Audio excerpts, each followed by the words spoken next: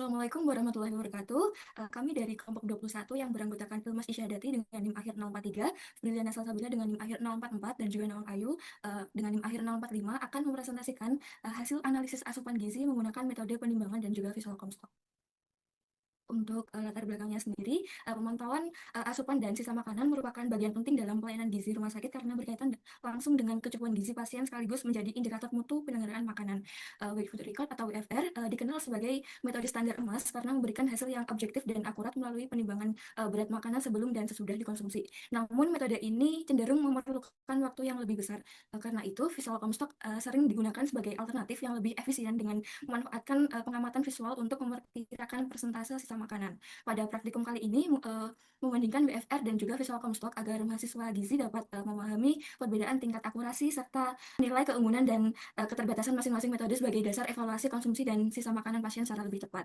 Untuk tujuannya, yang pertama mengetahui cara penerapan kedua metode dalam pengukuran sisa makanan, menentukan berat makanan yang dikonsumsi dalam dan asupan gizi aktual melalui metode penimbangan langsung. Yang ketiga, mengidentifikasi hasil estimasi sisa makanan dan asupan gizi menggunakan metode visual Comstock pada beberapa pengukur. Keempat, menganalisis perbedaan hasil antar pengukur untuk melihat konsistensi penilaian visual Comstock, dan yang terakhir membandingkan tingkat pemenuhan zat gizi yang dihasilkan oleh kedua metode pada berbagai jenis diet.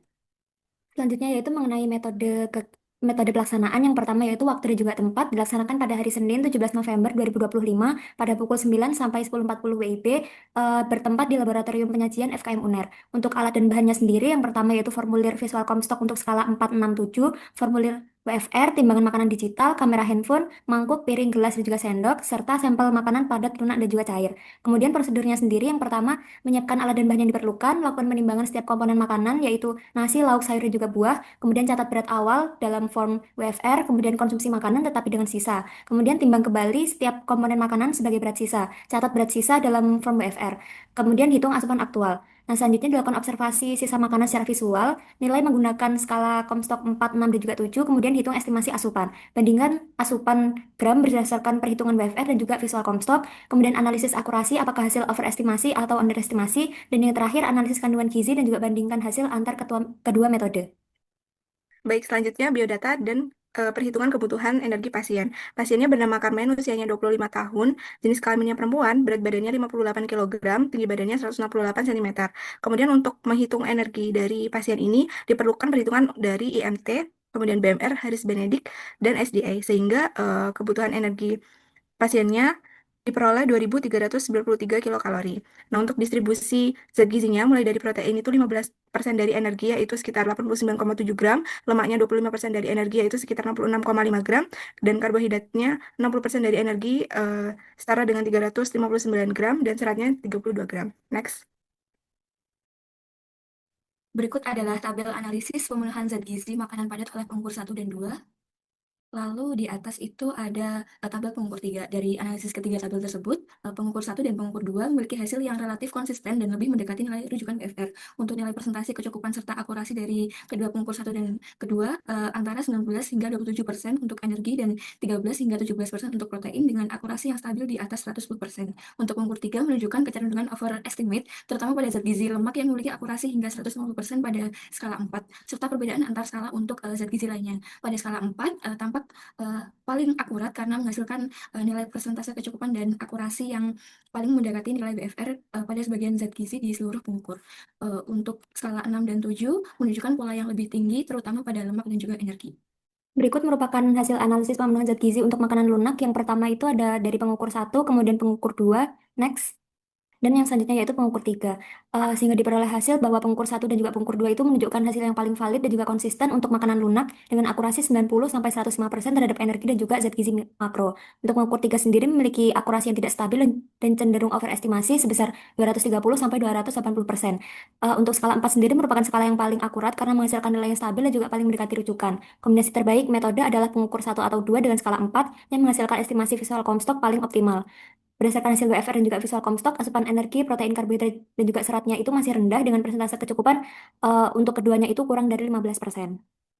Selanjutnya, analisis pemenuhan zat gizi pada makanan cair. Nah, berikut merupakan tabel analisis pemenuhan zat gizi dari makanan cair dari pengukur 1 dan pengukur 2. Boleh di next. Ini merupakan tabel analisis pemenuhan zat gizi makanan cair pengukur 3. Sehingga dapat diketahui ketiga skala yaitu 4, 6, dan 7 pada makanan cair ini menunjukkan hampir identik dengan akurasi yang stabil yaitu sekitar 103 sampai 105% untuk energi, protein, karbohidrat serta 190% untuk lemak. Kemudian konsistensinya juga menunjukkan bahwa seluruh skala mampu memperkirakan sisa makanan cair dengan deviasi yang sangat kecil dari WFR. Kemudian tidak terdapat perbedaan yang cukup berarti antar skala sehingga metode visual Comstock ini dinilai valid untuk makanan cair. Nah, skala 4 tetap menjadi pilihan yang paling praktis karena sederhana namun sama akuratnya juga. Untuk kontribusi asupan energi, protein, lemak, dan karbohidratnya hanya sekitar 3-6% dari kebutuhan harian, yang menunjukkan peran yang sangat kecil terhadap total kebutuhan gizi pasien. Boleh di next? Selanjutnya adalah akurasi pengukuran skala 4, 6, dan juga 7. Untuk rata-rata akurasi per skala, skala 4 menunjukkan akurasi paling mendekati 100% sehingga menjadi skala paling tepat dibandingkan WFR. Sementara skala 6 sedikit overestimate dan skala 7 cenderung underestimate. Dengan demikian, skala 4 dinilai memberikan estimasi sisa makanan yang paling proporsional dan juga akurat. Lalu untuk rata-rata akurasi per enumerator, enumerator 3 memiliki akurasi paling dekat dengan 100% sehingga paling konsisten dalam penilaian. Sementara enumerator 2 cenderung overestimate dan juga enumerator 1 sedikit underestimate. Selanjutnya yaitu mengenai kelebihan dan juga kekurangan metode visual Comstock. Untuk kelebihannya sendiri, yang pertama penilaian konsumsi pangan dilakukan secara cepat dan juga efisien, tidak membutuhkan alat yang banyak atau rumit sehingga lebih ekonomis, mampu mengidentifikasi sisa makanan berdasarkan jenis dan juga berdasarkan jenis bahan pangan, kemudian dapat menganalisis tidak hanya total sisa makanan tapi juga komponen per item seperti makanan pokok, lauk, hewani, lauk nabati dan juga sayur.